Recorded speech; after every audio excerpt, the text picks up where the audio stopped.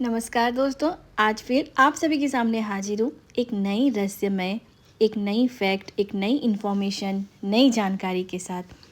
तो दोस्तों, आज हम जानेंगे कि शिवलिंग पर दूध चढ़ाने का असली कारण क्या है। ये तो आप सभी देखते होंगे, मंदिर जाते हैं, शिवलिंग पर दूध ज़्यादातर या फिर दूध में जल मिलाकर चढ़ाया जाता है। तो बहुत से लोगों को इसका रहस्य पता ही नहीं है, बस ये पता है कि हाँ, दूध चढ़ाना है, ये चढ़ाते हैं। बहुत से बच्चे हैं और आंटी अंकल, कितने ऐसे बहुत सारे लोग हैं जिन्हें इसका मतलब सही सा ज्ञान नहीं है।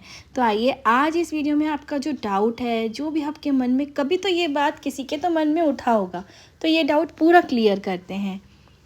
तो आज हम जानेंगे कि शिवलिंग पर दूध चढ़ाने का असली कारण क्या है, और ये सिर्फ धर्म नहीं बल्कि अध्यात्म और विज्ञान दोनों से जुड़ा है। जब समुद्र मंथन हुआ तब सबसे पहले हलाहल विष निकला, इतना ज़्यादा तीक्ष्ण विष कि उससे पूरा ब्रह्मांड जलने लगा। देवता और असुर दोनों डर गए, कोई भी उस विष को संभाल नहीं सकता था। तब महादेव ने प्रलय से बचाने के लिए पूरा हलाहल विष अपने कंठ में रोक लिया।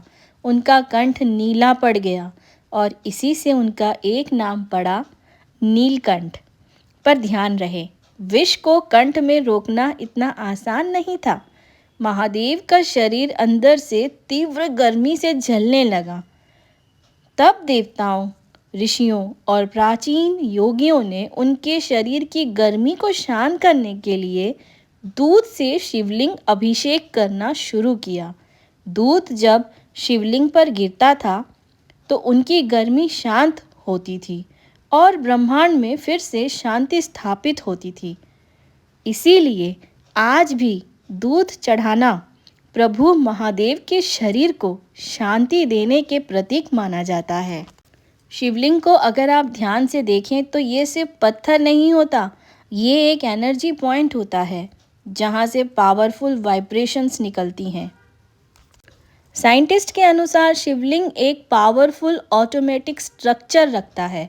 ये सराउंडिंग्स के नेगेटिव आयंस को एब्जॉर्ब करता है और पॉजिटिव वाइब्रेशन जनरेट करता है। अब सवाल ये आता है कि दूध क्यों? दूध में होता है कैल्शियम, पोटेशियम और पॉजिटिव आयंस।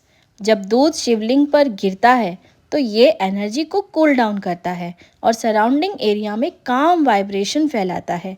इसलिए मंदिर के शिवलिंग के आसपास हमेशा एक अलग शांति होती है, एक डिवाइन वाइब्रेशन होता है जिसे मेडिटेटिव लोग तुरंत महसूस कर लेते हैं। शास्त्र कहते हैं कि दूध चढ़ाना सिर्फ धर्म नहीं, भक्ति की प्रार्थना और श्रद्धा का संकेत है।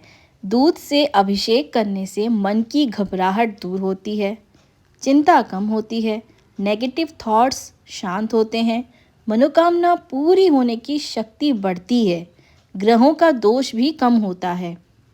एक कहावत है, जो भक्त दूध से महादेव का अभिषेक करता है उसके जीवन से दुख धीरे धीरे दूर हो जाते हैं, क्योंकि महादेव भोले हैं, वो सिर्फ भावना देखते हैं, भोग नहीं।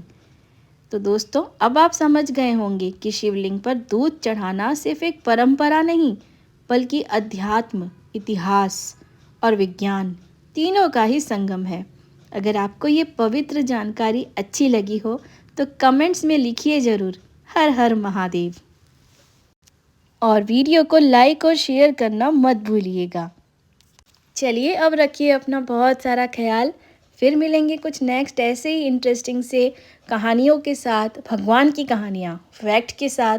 ऐसी बहुत सारी कहानियाँ मैंने सब कुछ सेव करके रखा हुआ है, इंटरेस्टिंग रोचक बातें जो मैंने आज जैसे बताया।